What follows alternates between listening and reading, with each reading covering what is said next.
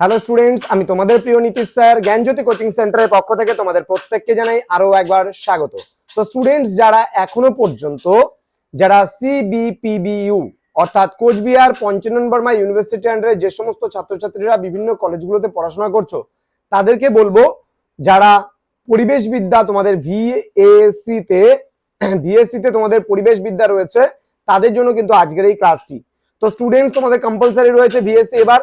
তো যারা এখনো পর্যন্ত আমাদের অফিসিয়াল ইউটিউব চ্যানেলটিকে সাবস্ক্রাইব করনি তারা অবশ্যই চ্যানেলটিকে সাবস্ক্রাইব করে পাশে থাকা বেল আইকন অল প্রেস করে দাও, যাতে নেক্সট টাইম থেকে কোনো ভিডিও আপলোড করলে তার নোটিফিকেশন সবার আগে তুমিই পেতে পারো। এছাড়া অনলাইনে তোমরা যদি আমাদের সঙ্গে যুক্ত হতে চাও তাহলে অবশ্যই যোগাযোগ করতে পারো 7076398606 নম্বরে অথবা 6295916282 নম্বরে।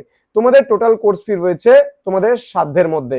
তো স্টুডেন্টস দেরি না করে যোগাযোগ করে আজই আমাদের সেন্টারে।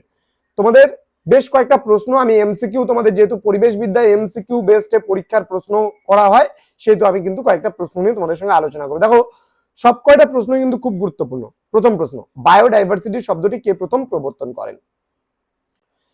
এখানে সঠিক উত্তর হবে ডব্লিউ.সি. রসেন। দেন জীব বৈচিত্র্যের হটস্পট এর একটি প্রধান বৈশিষ্ট্য কি? বলছে সংশ্লিষ্ট অঞ্চলের উদ্ভিদ প্রজাতির গুরুত্বপূর্ণ অংশ অবলুপ্ত হয়েছে। নেক্সট বলছে ভারতে অবস্থিত নিম্নলিখিত কোন রাজ্যটি জীব বৈচিত্র্যের হটস্পটের অন্তর্গত নয়? অরুণাচল প্রদেশও কিন্তু অন্তর্গত, পশ্চিমবঙ্গ অন্তর্গত, কেরল অন্তর্গত, ঝাড়খণ্ড কিন্তু অন্তর্গত নয়। পরবর্তী প্রশ্ন, বিশ্বব্যাপী জীব বৈচিত্র্য সংকটের কারণ নয় কোনটি? বৃক্ষরোপণ হলে কিন্তু জীব বৈচিত্র্য কোনোভাবেই সংকটাপন্ন হবে না। পরবর্তী প্রশ্ন, ভারতের কোন জাতীয় উদ্যানটি একশৃঙ্গ গন্ডার সংরক্ষণের জন্য বিখ্যাত? উত্তর হবে কাজিরাঙ্গা ন্যাশনাল পার্ক বা কাজিরাঙ্গা জাতীয় উদ্যান। পরবর্তী প্রশ্ন, পশ্চিমবঙ্গের রাজ্য প্রাণী হিসাবে কোনটি আজ বিপন্নতার মুখোমুখি? সঠিক উত্তর হবে মেছো বিড়াল। পশ্চিমবঙ্গের রাজ্য প্রাণী কিন্তু মেছো বিড়াল। ওকে, জীব বৈচিত্র্য সংরক্ষণের প্রধান পদ্ধতি দুটি কি কি?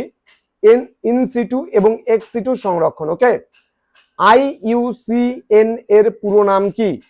International union for conservation of nature. ঠিক আছে, মনে রাখবে, খুবই গুরুত্বপূর্ণ প্রশ্নগুলো, প্রত্যেকটা প্রশ্ন কিন্তু গুরুত্বপূর্ণ। পরবর্তী প্রশ্ন, আগ্রার তাজমহল কোন দূষণের কারণে বর্তমানে ক্ষতিগ্রস্ত হচ্ছে? সঠিক উত্তর হবে বায়ু দূষণের কারণে। সিএনজি হলো একটি পরিবেশ বান্ধব জ্বালানি। বায়ুমণ্ডলে কার্বন ডাই অক্সাইডের শতকরা পরিমাণ কত? 0.03%। ওকে, নেক্সট, WHO এর সম্পূর্ণ অর্থ কি? সঠিক উত্তর হবে ওয়ার্ল্ড হেলথ অর্গানাইজেশন। দেন টিউবারকিউলোসিস রোগটি মানুষের শরীরে কোন দূষণের ফলে হয়? সঠিক উত্তর হবে বায়ু দূষণের প্রভাবে। কোন রাসায়নিক উপাদানের উপস্থিতি অম্ল বৃষ্টির জন্য প্রয়োজন নয়? সঠিক উত্তর হবে মিথেন।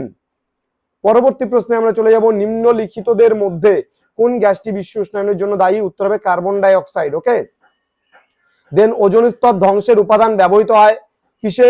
রেফ্রিজারেটর এবং ফোয়াম কোম্পানিতে। দেন IPCC এর পুরো কথাটা কি?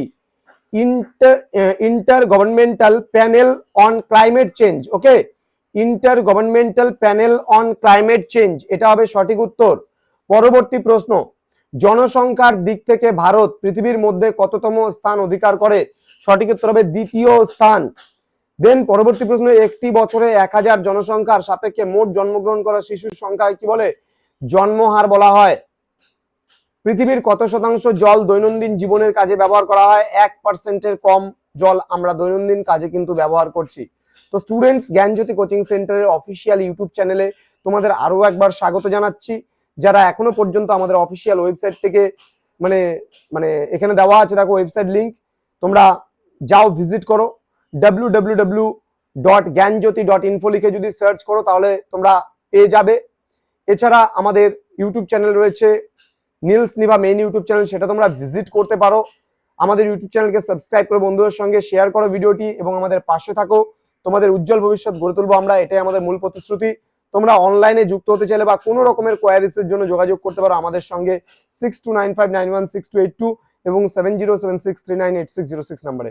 খুব তাড়াতাড়ি দেখা হচ্ছে তোমাদের সঙ্গে পরবর্তী ক্লাস নিয়ে। তোমরা প্রত্যেকে ভালো থেকো, সুস্থ থেকো। Thank you so much, thanks for watching. After all, thank you.